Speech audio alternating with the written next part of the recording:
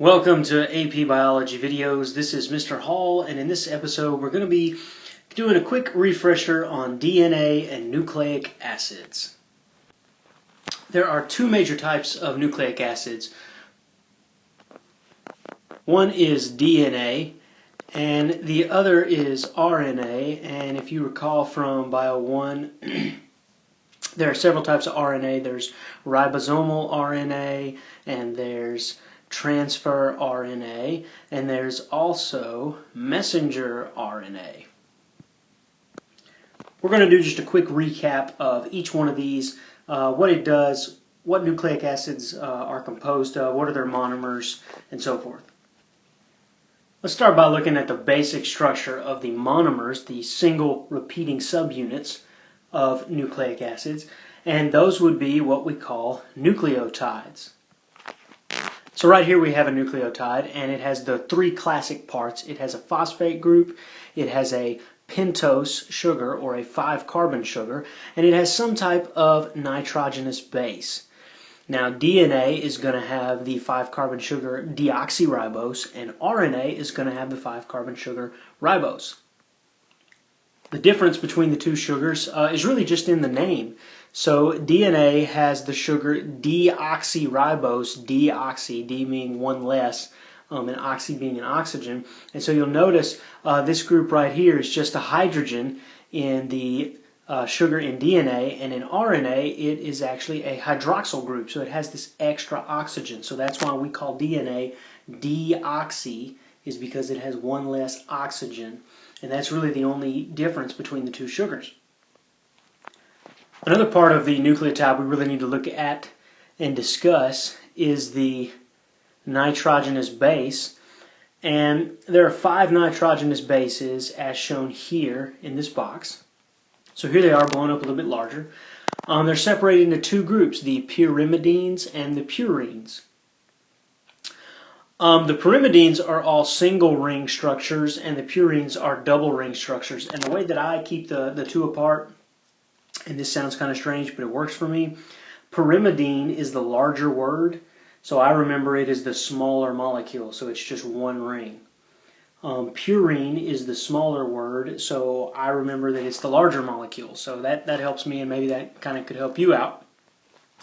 The pyrimidines include cytosine, thymine, and uracil. So one thing that you can tell from that, if you remember your basic base pairing rules from last year, is that pyrimidines will always bond with purines. So cytosine is going to bond with guanine, and then thymine and uracil are both going to bond with adenine. Another way to remember which nitrogenous base is a pyrimidine and which is a purine, cytosine and thymine both have Y's in them, the letter Y, and pyrimidine has the letter Y. So that's how I remember that both of those are pyrimidines. Now, how do I remember uracil? Well, I simply remember that pyrimidines and purines bond together, so I know these two are pyrimidines, so that means that adenine is a purine, and so therefore uracil, because it bonds with adenine, must be a pyrimidine. So how do we actually form a nucleic acid? The same way we do other macromolecules, by dehydration synthesis.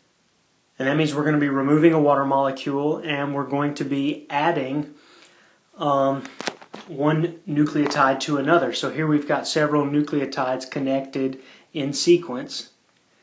And one thing that's important is the DNA molecule always goes from the 5' to 3' direction. And what that means is that in this particular molecule right here, we can only build the DNA molecule in the direction from the 5' end to the 3. So I could not add another nucleotide to the 5' end. I have to add it to the 3' end. And that just has to do with the chemistry. Now, where does the 5' and the 3' come from? Well, it comes from the sugar.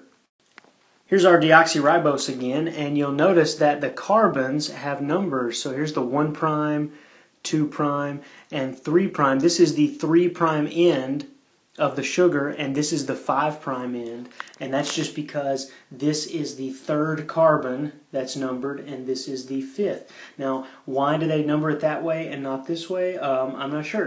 Maybe that's arbitrary. Maybe they could have done it a different way. But when we talk about the 5' end of a nucleic acid or the 3' end, we're talking about the end that this sugar is on, that carbon is on the sugar, and that this carbon is on. If you will recall, the shape of DNA, which is what we see over here, we call the double helix, was first discovered by these two gentlemen, Watson and Crick, James Watson and Francis Crick, and they were the first to actually describe the shape of the DNA molecule. And since that day, we have talked about DNA in terms of what we call the central dogma of molecular biology, and that is just simply states that we start with DNA, we take a code in DNA, we transcribe it to RNA, and then we use that RNA to translate it into a protein. And so what it really winds up looking like in the cell is this right here. Inside the nucleus, we start with our code in DNA, and through the process of transcription, we rewrite it. Transcript means kind of to rewrite or to write across. We rewrite it into RNA, and then the RNA leaves the nucleus and goes to the ribosome. And then we use the code, the codons that are in the RNA, they match with the anticodons on the transfer RNA, and we build an amino acid chain, which is a polypeptide or a protein.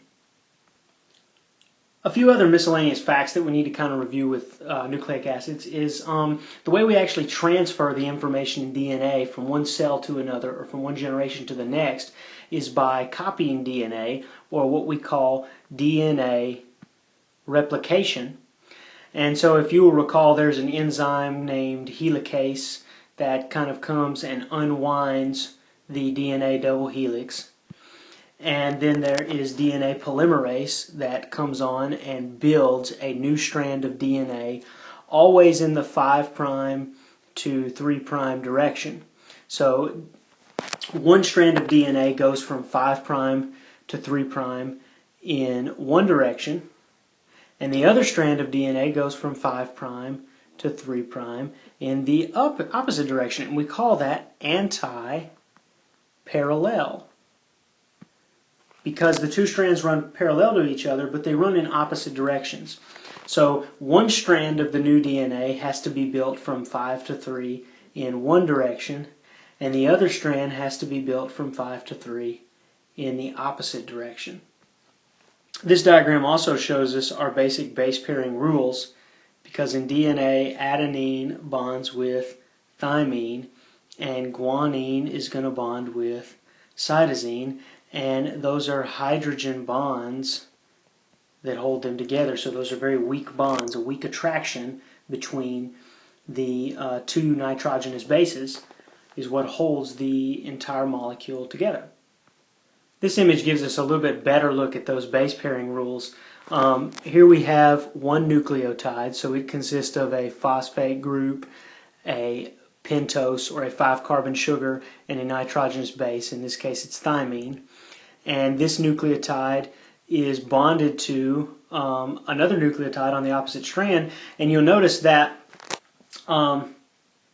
this side of the strand is going to be going from 5' to 3' in this direction, and this one is going in the opposite direction because it's anti-parallel. And you can actually notice that the nucleotides on this side are upside down in comparison to the ones on this side.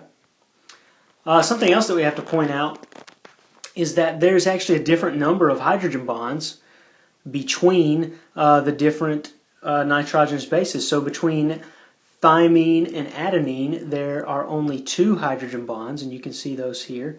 And between guanine and cytosine, there's actually 3. And if we zoom in a little bit, you can see how the hydrogen bonds are formed, because we have a slightly negative oxygen, which is going to be attracted to a slightly positive hydrogen. So one thing you might be wondering is, why do nucleic acids matter? Well, one thing nucleic acids do, the code that's in DNA is what makes us who we are, so they help us to understand things about ourselves. For example, we now know that the reason that it's possible to have twins is because you have 2 people that have the exact same DNA. And so we know that it's our DNA that makes us who we are, makes us look like we are, and in part plays a role in our personalities and things. And so understanding our DNA can help us understand what makes us human. Understanding nucleic acids like DNA can also help us to understand how all living things are related. In fact, one of the greatest evidences that we have now for what we call universal common descent, which means that all living organisms on this planet descended from one common ancestor, is our DNA and our genetic makeup. And this is something that we find quite interesting. You've probably heard that our closest living relative is the chimpanzee. And how do we know that? Well, one way that we know that is by looking at our DNA. So, for example, this image right here is showing just one gene out of hundreds and thousands of genes that we have in our DNA. They pick one gene and they look at it and they compare the sequence of nucleotides in human DNA with that of a chimp. And so if you look down through here, you'll see that the vast majority of this gene all the way through is exactly the same between humans and chimps. There's only a few places, and those are highlighted, where there's actually some differences in the DNA of a human and a chimpanzee. And so we can compare the information found in DNA in different species of organisms to see how they're related. Just like we could compare the DNA of a child and a father to see if he's actually the father of that child, we can also compare the DNA between two different species of organisms to see how closely related they are to one another.